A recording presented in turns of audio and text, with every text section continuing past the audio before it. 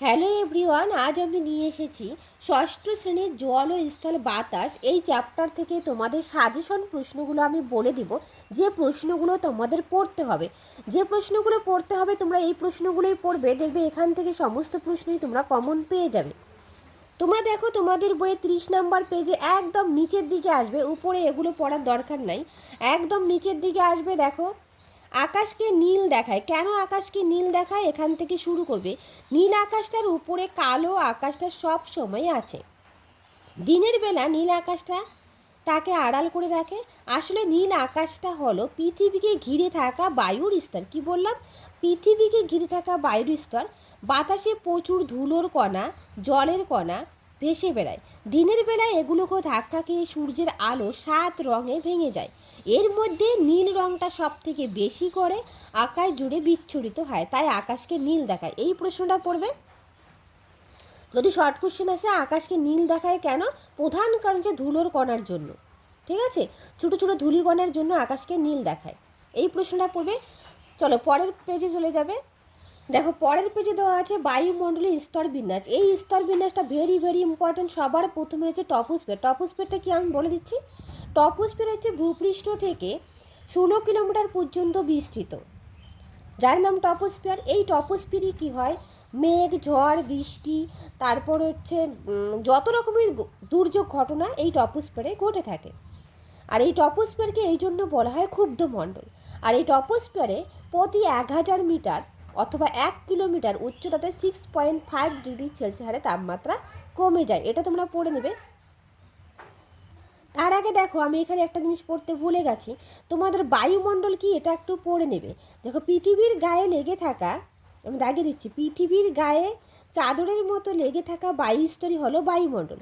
পৃথিবীর সৃষ্টির সময় কিছু গ্যাস পৃথিবীর আকর্ষণে পৃথিবীর চারদিকে আটকে পড়ে। ভূপৃষ্ঠ থেকে প্রায় 10,000 কিলোমিটার পর্যন্ত বাতাসের অস্তিত্ব থাকলেও 97% বাতাসই আছে ভূপৃষ্ঠ থেকে 27 কিলোমিটারের মধ্যে। তাহলে ভূপৃষ্ঠ থেকে প্রায় 10,000 কিলোমিটার পর্যন্ত রয়েছে বাতাসের অস্তিত্ব। এটা তো বোঝা গেল। আর এই অস্তিত্বের মধ্যে থাকলেও কী হয়, 97% বাতাসই কী করে 27 কিলোমিটারের মধ্যে লক্ষ্য করা যায়। অনেকগুলো গ্যাস মিশে আছে এই বায়ুমণ্ডলে। বেশিরভাগটাই রয়েছে নাইট্রোজেন। সব থেকে বেশি পরিমাণে রয়েছে নাইট্রোজেন, 78%, অর্থাৎ 78%। তারপরে রয়েছে অক্সিজেন 21%। ঠিক আছে, এছাড়া রয়েছে আর্গন, মিথেন, হাইড্রোজেন, হিলিয়াম, নিয়ন, ওজোন, কার্বন ডাইঅক্সাইড, জলীয় বাষ্প, এগুলো। তো দেখো, এগুলো সব থেকে বেশি পরিমাণে থাকে। তার মধ্যে প্রশ্ন আসতে পারে যে বায়ুমণ্ডলের মধ্যে সবচেয়ে বেশি পরিমাণে কোন গ্যাস থাকে, নাইট্রোজেন গ্যাস, আর দ্বিতীয় স্থানে রয়েছে অক্সিজেন গ্যাস। দেখো, আমি টপোস্ফিয়ারটা তো আগেই বলে দিলাম। এবার দেখো স্ট্র্যাটোস্ফিয়ার। স্ট্র্যাটোস্ফিয়ারে কি বলছে, স্ট্র্যাটোস্ফিয়ার যে টপোস্ফিয়ার থেকে 16 থেকে 50 কিলোমিটারের মধ্যে অবস্থান করে। আর এই স্তরে কী হয়, ধুলোকণা বলো, জলকণা বলো, মেঘ বলো, কোনো কিছুই দেখা যায় না, বৃষ্টিপাতও হয় না, যার জন্য এই স্ট্র্যাটোস্ফিয়ারকে বলা হয় শান্ত মণ্ডল। এই স্ট্র্যাটোস্ফিয়ারে কী হয়, জেট বিমান চলাচল করে। এখানে আরেকটা ইম্পর্টেন্ট বিষয় রয়েছে, এই স্ট্র্যাটোস্ফিয়ারে 20 থেকে 25 কিলোমিটারের মধ্যে কী হয়, ওজোন গ্যাসের একটা স্তর লক্ষ্য করা যায়। আর এই ওজোন গ্যাস কী করে, সূর্য থেকে আসা ক্ষতিকারক অতিবেগুনি রশ্মি থেকে আমাদের রক্ষা করে। এটা লিখবে। তারপর লিখবে মেসোস্ফিয়ার। মেসোস্ফিয়ার কি, স্ট্র্যাটোস্ফিয়ারের ঠিক উপরে রয়েছে। 50 থেকে 80 কিলোমিটার পর্যন্ত যে স্তরটা রয়েছে সেটা মেসোস্ফিয়ার রয়েছে। এই মেসোস্ফিয়ারে কি হচ্ছে, উচ্চতা বাড়ার সঙ্গে সঙ্গে তাপমাত্রা কি হয়, কমে যাচ্ছে। তারপর দেখো, মেসোস্ফিয়ারের ঠিক উপরে রয়েছে থার্মোস্ফিয়ার। এই থার্মোস্ফিয়ারে কি হয়, এখানে বাতাস প্রায় নেই বললেই চলে, একদম আকাশকে কালো দেখায় এই স্তরে। আর এই স্তরটার আরেক নাম কি, থার্মোস্ফিয়ারের আরেক নাম হচ্ছে কি, আয়নোস্ফিয়ার। দেখো, পরীক্ষায় কিন্তু আসতে পারে শর্ট কোশ্চেন। এই আয়নোস্ফিয়ার কী হয়, অতিবেগুনি রশ্মির হাত থেকে আমাদের কী হয়, রক্ষা করে। এটা পরীক্ষায় আসতে পারে। তাছাড়াও দেখো, আমরা যে রেডিওতে শুনতে পাই, কেন পাই, এই আয়নোস্ফিয়ারের জন্য। তারপর রয়েছে এক্সোস্ফিয়ার। থার্মোস্ফিয়ারের পরে রয়েছে যে এক্সোস্ফিয়ার। এখানে রয়েছে সীমাহীন মহাকাশ, কৃত্রিম উপগ্রহ, মহাকাশ স্টেশন এবং এই জিনিসগুলো এখানে লক্ষ্য করা যায়। তাহলে বোঝাতে পারলাম কি কি রয়েছে, টপোস্ফিয়ার, স্ট্র্যাটোস্ফিয়ার, মেসোস্ফিয়ার, থার্মোস্ফিয়ার এবং এক্সোস্ফিয়ার। কটা হলো, 5টা। আর থার্মোস্ফিয়ারের আরেক নাম হচ্ছে আয়নোস্ফিয়ার। এরপর দেখো, সবার উপরে দেওয়া আছে বায়ুমণ্ডল না থাকলে কি হতো। তো বায়ুমণ্ডল না থাকলে কি হতো একটু দেখে নেওয়া যাক। দেখো পৃথিবীকে ঘিরে বায়ুর স্তর না থাকলে অন্যান্য গ্রহের মতোই পৃথিবীও প্রাণহীন হয়ে যেত। যদি বায়ুমণ্ডল না থাকতো সেখানে কোনো প্রাণী বাঁচতে পারতো? কেউ বাঁচতে পারতো না, আমরাও বাঁচতে পারতাম না। যার জন্য বলা হয়েছে যদি বায়ুস্তরে না থাকতো তাহলে কোনো প্রাণী সেখানে থাকতো না, অর্থাৎ প্রাণহীন অবস্থা হতো। বাতাস ছাড়া কী হয়, উদ্ভিদ প্রাণী কেউই বাঁচতে পারে না। সূর্যের তাপে পৃথিবী উত্তপ্ত হয়, দিন ও রাত মিলিয়ে ওই তাপ ধীরে ধীরে বেরিয়ে যায়। বায়ুমণ্ডল না থাকলে সূর্যাস্তের পর হঠাৎ ভীষণ ঠান্ডা আর সূর্যোদয়ের পর হঠাৎ প্রবল গরম হয়ে যেত পৃথিবী। বায়ুমণ্ডলের জন্যই পৃথিবীতে জীবন ধারণের অনুকূল তাপমাত্রা বজায় থাকে। এই পয়েন্টটা লিখবে। তারপর লিখবে প্রতিদিন প্রায় 10,000 কোটি ছোট ছোট উল্কা পৃথিবীর দিকে ছুটে আসে, কিন্তু বায়ুমণ্ডলের সঙ্গে ঘষা লেগে জ্বলে ছাই হয়ে যায়, তাই পৃথিবীর কোনো ক্ষতি হয় না। এই 3টা পয়েন্ট অবশ্যই তোমরা লিখে দেবে, পড়বে। দেখো এরপর পড়বে, এখান থেকে তেমন কিছু পড়ার নাই, এখান থেকে তোমরা এই প্রশ্নগুলো পড়বে।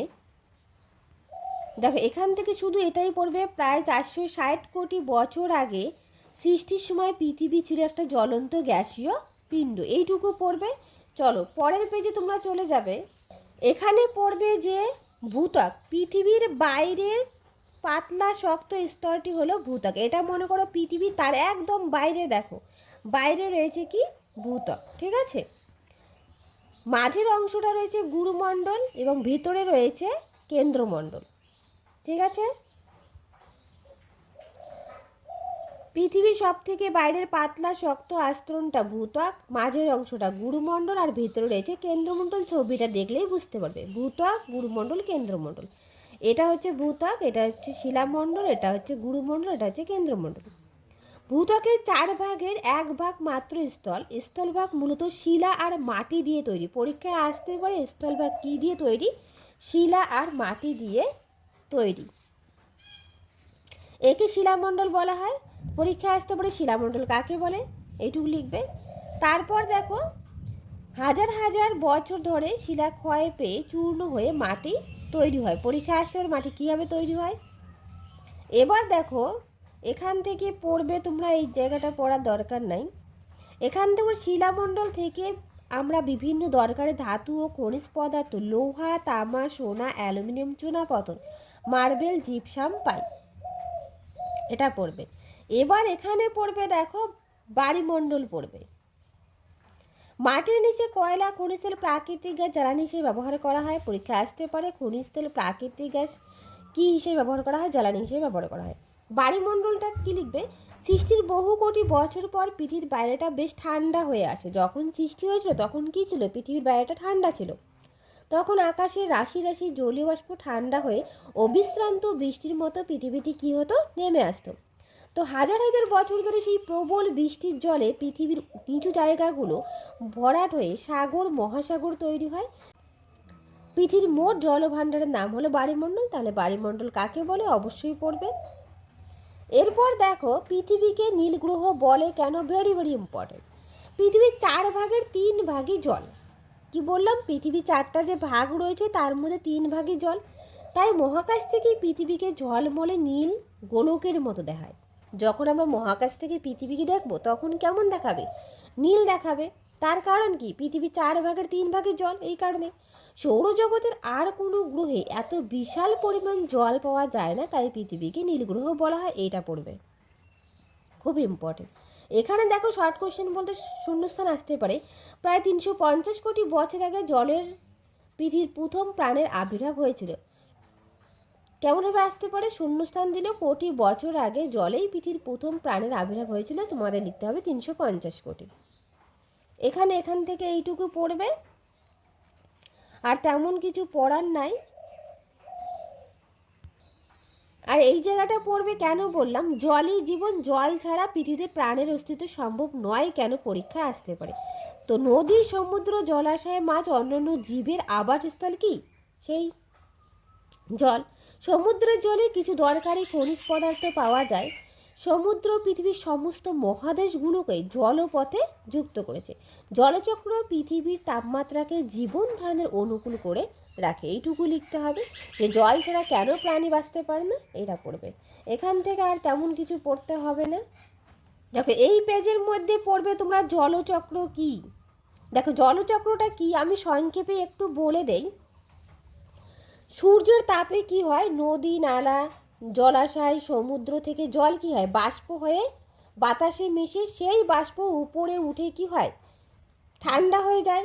ঠান্ডা হয়ে সেখানে বায়ুস্তরের সংস্পর্শে জলীয় বাষ্প ঠান্ডা হয়ে ছোটো ছোটো জলকণায় পরিণত করে।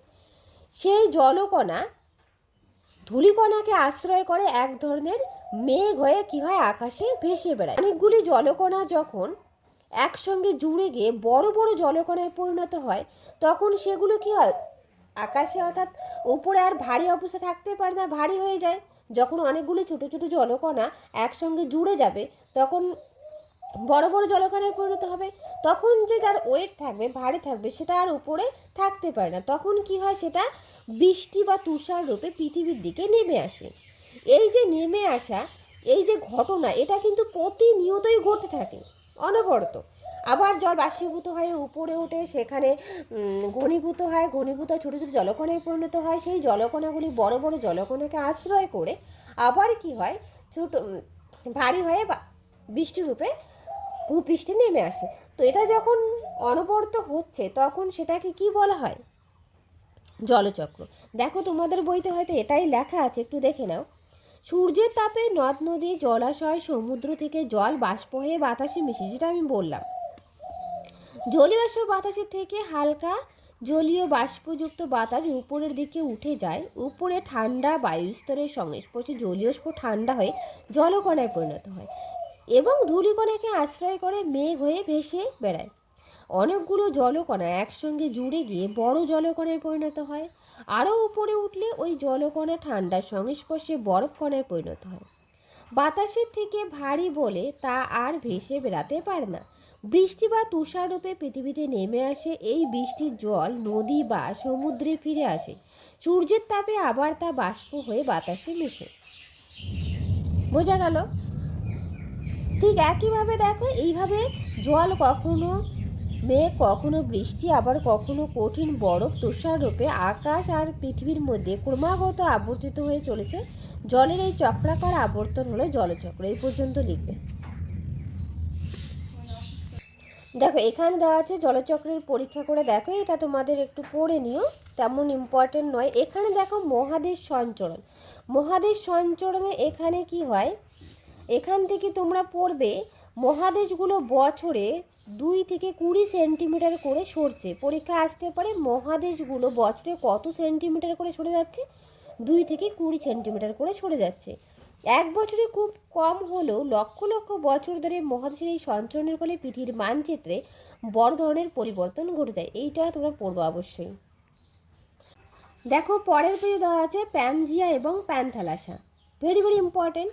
প্রায় 22.5 কোটি বছর আগে পৃথিবীর মানচিত্রটা এখনকার মতো ছিল না। একটাই বিরাট অখণ্ড স্থলভাগ মহাদেশ ছিল, অর্থাৎ একটা বিরাট স্থলভাগ ছিল যার নাম ছিল প্যানজিয়া। আর এই প্যানজিয়ার চারদিকে ছিল বিরাট জলভাগ।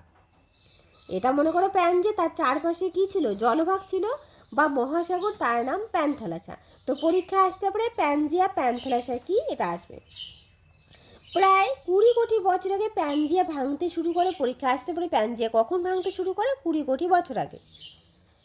ভাঙা টুকরোগুলো উত্তর দক্ষিণে পূর্ব পশ্চিমে সরে যেতে থাকে। পৃথিবীর ভিতরে প্রচণ্ড তাপে গুরুমণ্ডলে পরিচলন স্রোতের সৃষ্টি হয়। পরীক্ষা আসতে পারে পরিচলন স্রোত কোথায় সৃষ্টি হয়, গুরুমণ্ডলে সৃষ্টি হয়।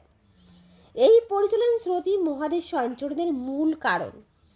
তাহলে মহাদেশগুলি সঞ্চরণের মূল কারণ কি, পরিচলন স্রোত। দেখো এখান থেকে আর তেমন কিছু পড়ার ইম্পর্টেন্ট আমি কিছু দেখতে পাচ্ছি না। এই জায়গাটা পড়বে যে পরিচলন স্রোতগুলি মহাদেশগুলি সঞ্চরণের প্রধান কারণ। প্যানজিয়ার ভাঙা টুকরোগুলো পরস্পর দূরে সরে যায়। কোটি কোটি বছর ধরে বর্তমান অবস্থানে এসে 7টা মহাদেশ 5টা মহাসাগর তৈরি করে। তাহলে কয়টা মহাদেশ, 7টা মহাদেশ। সাগর কয়টা, 5টা। 5টা সাগরের মধ্যে বৃহত্তম সাগর হচ্ছে প্রশান্ত মহাসাগর। 7টা মহাদেশের মধ্যে বৃহত্তম মহাদেশ এশিয়া মহাদেশ। এরপর দেখো এখানে আর তেমন কিছু তোমাদের পড়তে হবে না, নিচের দিকে একটু চলে আসে কি হতে পারে।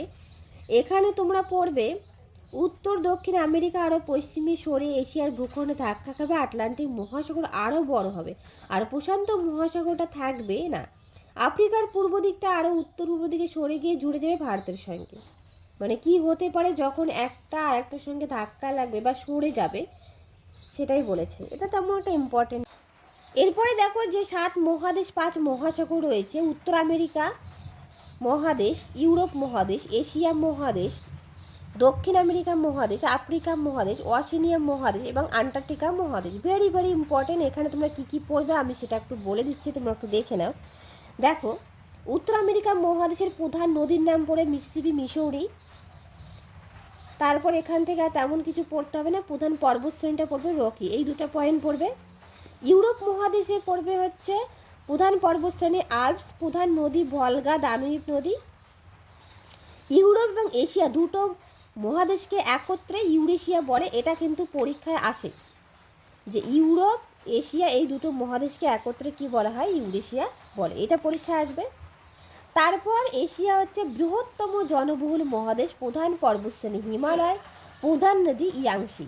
কয়টি দেশ রয়েছে, 44টি দেশ রয়েছে, এটা একটু বেশি ভালো করে পড়বে। এরপরে আসবে নিচের দিকে দক্ষিণ আমেরিকা, চতুর্থ বৃহত্তম মহাদেশ, এখানে শুষ্কতম শীতল মরুভূমি প্যাটাগোনিয়া, শর্ট কোশ্চেন আসবে। প্রধান পর্বতশ্রেণী আন্দিজ, এই দুটো পড়বে এখান থেকে। প্রধান নদী হচ্ছে আমাজন নদী, এই তিনটা পড়বে। তারপর আফ্রিকা দ্বিতীয় বৃহত্তম মহাদেশ, বৃহত্তম উষ্ণ মরুভূমি সাহারা, ভেরি ভেরি ইম্পর্টেন্ট প্রশ্ন। প্রধান নদী নীলনদ, এই নীলনদ হচ্ছে পৃথিবীর দীর্ঘতম নদী। প্রধান পর্বতশ্রেণী অ্যাটলাস, এই যেগুলো আমি দেখাচ্ছি সেগুলোই পড়বে। তারপর দেখো ওয়াশেনিয়া, ক্ষুদ্রতম মহাদেশের নাম কি, ওয়াশেনিয়া মহাদেশ। এখানে পড়বে অস্ট্রেলিয়া, নিউজিল্যান্ড এবং অনেকগুলি দ্বীপপুঞ্জ নিয়ে গঠিত। প্রধান পর্বতশ্রেণী গ্রেট ডিভাইডিং রেঞ্জ, পর্বতশ্রেণীর নাম, প্রধান নদী মারে, ডার্লিং, ওয়াইকাটো। এবার দেখো নিচের দিকে আসো, সাগর, যে 5টা সাগরের কথা আমি বলেছিলাম সেই 5টা সাগর এখানে দেওয়া আছে। সুমেরু মহাসাগর উত্তর মেরুর চারদিকে ক্ষুদ্রতম মহাসাগর। প্রশান্ত বৃহত্তম মহাসাগর, পৃথিবীর প্রায় অর্ধাংশ জুড়েই রয়েছে এই বিস্তার। আটলান্টিক মহাসাগর তৃতীয় বৃহত্তম মহাসাগর, ভারত মহাসাগর তৃতীয় বৃহত্তম মহাসাগর। কুমেরু মহাসাগর, প্রশান্ত, আটলান্টিক, ভারত মহাসাগর দক্ষিণ প্রান্ত এই নামে পরিচিত। ভেরি ভেরি ইম্পর্টেন্ট, এগুলো পড়ে নেবে। ঠিক পরের পেজটাতে দেওয়া আছে বিশেষ বৈশিষ্ট্য, পৃথিবীর জলভাগের পরিমাণ 71%, স্থলভাগের পরিমাণ 29%। পৃথিবীর মহাসাগরগুলি পরস্পরের সঙ্গে যুক্ত, তাই পৃথিবীর সর্বত্র সমুদ্র জলতল প্রায় সমান হয়। এ কারণে উচ্চতা গভীরতা মাপার সময় গড় সমুদ্রতলের সাপেক্ষে মাপা হয়। এখানে এই লাইনটা পড়বে, উত্তর গোলার্ধে জলভাগ এবং স্থলভাগের পরিমাণ প্রায় সমান হলেও দক্ষিণ গোলার্ধে স্থলভাগের থেকে জলভাগের পরিমাণ 15% বেশি, এইটুকু পড়বে। এখানে নিচে আর তেমন কিছু পড়ার নাই, তোমরা একটু এখানে দেখো, জল, স্থল, বাতাস, বায়ুমণ্ডল, শিলামণ্ডল, বায়ুমণ্ডল। পৃথিবীতে এমন এক আদর্শ পরিবেশ সৃষ্টি করেছে যেখানে জীবনের আবির্ভাব, বিকাশ, বৈচিত্র্য সবই সম্ভব রয়েছে। ঠিক আছে, এটা পড়বে। জল, বাতাস, সূর্যের আলো এগুলো হলো পরিবেশের জড় উপাদান। উদ্ভিদ, প্রাণী সহ সমস্ত জীবজগৎ হলো সজীব উপাদান। জীবন ধারণের জন্য প্রয়োজনীয় জল, বাতাস, আলো, উত্তাপ, খাদ্য, বাসস্থান সবই এই বায়ুমণ্ডল শিলামণ্ডল থেকেই পাওয়া যায়। তাহলে বায়ুমণ্ডল শিলামণ্ডল থেকে কী কী পাওয়া যায়, জল, বাতাস, আলো, উত্তাপ, খাদ্য। তাই উদ্ভিদ, প্রাণী সহ জীবজগৎ পরিবেশের জড় উপাদানের উপর সম্পূর্ণ নির্ভরশীল। প্রাকৃতিক পরিবেশের কোনো ক্ষতি হলে সমগ্র জীবজগতের ক্ষতি হয়। তেমন ইম্পর্টেন্ট নয়, শুধু শর্ট কোশ্চেন হিসাবে এটা আসতে পারে। এখানে দেখো জীবমণ্ডল কি, জল, স্থল, বাতাসে ছড়িয়ে থাকা প্রায় 35,000 প্রজাতির উদ্ভিদ, 15 লক্ষ প্রজাতির প্রাণী নিয়ে তৈরি হয়েছে পৃথিবীর জীবমণ্ডল বা বায়োস্ফিয়ার। তা পরীক্ষায় আসতে পারে জীবমণ্ডল বা বায়োস্ফিয়ার কি, যেগুলো আমি বললাম সেগুলোই পড়বে, এর বাইরে পড়ার তেমন দরকার নেই। ঠিক আছে, নয়। এরপর দেখো পরের পেজে রয়েছে পরিবেশ ও মানুষ জীবমণ্ডলের একটা অংশ মাত্র, অথচ মানুষেরই কিছু কাজকর্মে পরিবেশের ভারসাম্য নষ্ট হচ্ছে। কি কি কারণে নষ্ট হচ্ছে, পরীক্ষায় কিন্তু আসতে পারে এই প্রশ্নটা তোমরা পড়বে। জনসংখ্যা বৃদ্ধি, বন জঙ্গল ধ্বংস করে শিল্প স্থাপন, কৃষিকাজ, বসতি নির্মাণ, প্রচুর পরিমাণে খনিজ তেল, কয়লা, কাঠ পোড়ানো, এসবের ফলে জল, মাটি, বাতাস সবই দূষিত হচ্ছে। জনসংখ্যা যখন প্রচুর পরিমাণে বৃদ্ধি হবে তখন কী হবে, পরিবেশ দূষিত হবে। বন জঙ্গল ধ্বংস ফলে, শিল্প স্থাপনের ফলে, কৃষিকাজের ফলে, বসতি নির্মাণের ফলে, প্রচুর পরিমাণে খনিজ তেল, কয়লা, কাঠ পোড়ানোর ফলে কী হয়, বাতাস দূষিত হচ্ছে। তারপরেই দেখো ভেরি ভেরি ইম্পর্টেন্ট বিশ্ব উষ্ণায়ন, তোমরা পড়বেই, পরীক্ষায় থাকবে। যানবাহন, শিল্প, কারখানা থেকে বিষাক্ত গ্যাস কী হয়, বাতাসে মিশে যাচ্ছে। এই গ্যাসগুলো পৃথিবীর চারদিকে এমন এক আবরণ তৈরি করে যা পৃথিবী থেকে জীবকুলের জীবন ধারণের প্রয়োজনের অতিরিক্ত তাপকে মহাশূন্যে ফিরে যেতে বাধা দেয়। দিনের পর দিন এই তাপ পৃথিবীর উষ্ণতাকে বাড়িয়ে দিচ্ছে, একে বলা হয় বিশ্ব উষ্ণায়ন। অর্থাৎ পৃথিবীর তাপ দিনের পর দিন যে হারে বাড়ছে তাকেই বলা হয় বিশ্ব উষ্ণায়ন বা গ্লোবাল ওয়ার্মিং। এর ফলে কি হচ্ছে আমি সংক্ষেপে একটু বলে দিচ্ছি। যখনই পৃথিবীর তাপমাত্রা বাড়বে সেটাকেই তো বিশ্ব উষ্ণায়ন বলবো। এই বিশ্ব উষ্ণায়নের ফলে কি হচ্ছে, মেরু অঞ্চলে যে বরফ রয়েছে সেই বরফগুলো গলে গিয়ে কী হয়, সমুদ্রে যে জলের পরিমাণ ছিল বা জলতলের যে উচ্চতা ছিল সেটা কি হয়, বেড়ে যাচ্ছে। বিশ্ব উষ্ণায়নের ফলে কী হয়, প্রবল বন্যা দেখা দেয়। যখনই মেরু অঞ্চলে বরফ গলে যাবে, সমুদ্রের জলতলের উচ্চতা বাড়বে, তার ফলে কী হয়, বন্যা দেখা দেবে, বিধ্বংসী ঝড়ের সৃষ্টি হবে, আবার তীব্র খরাও দেখা দিতে পারে কোথাও কোথাও। তারপর মরুভূমির প্রসার ঘটবে, তাপ প্রবাহ, এমনকি শস্যহানি থেকে দুর্ভিক্ষ, মহামারী পর্যন্ত হতে পারে। এগুলো হচ্ছে বিশ্ব উষ্ণায়নের ফলে কি হয় ফলাফল। এই ফলাফলগুলো অবশ্যই পড়বে, বিশ্ব উষ্ণায়ন কাকে বলেও পড়বে। দেখো, ফ্রিজ, এসি, বেশ কিছু রাসায়নিক দ্রব্য থেকে ক্ষতিকর গ্যাস বায়ুমণ্ডলে ওজোন স্তরে পৌঁছায়, আমাদের রক্ষা কবচকে নষ্ট করে দিচ্ছে।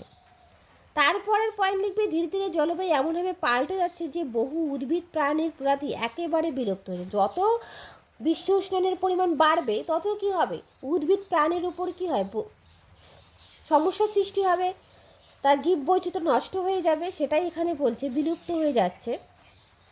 প্রকৃতির অবক্ষয় আটকাতে এখনই কোনো কার্যকরী অবস্থা না নিলে শেষ পর্যন্ত মানুষের উপর চরম সংকট নেমে আসতে পারে।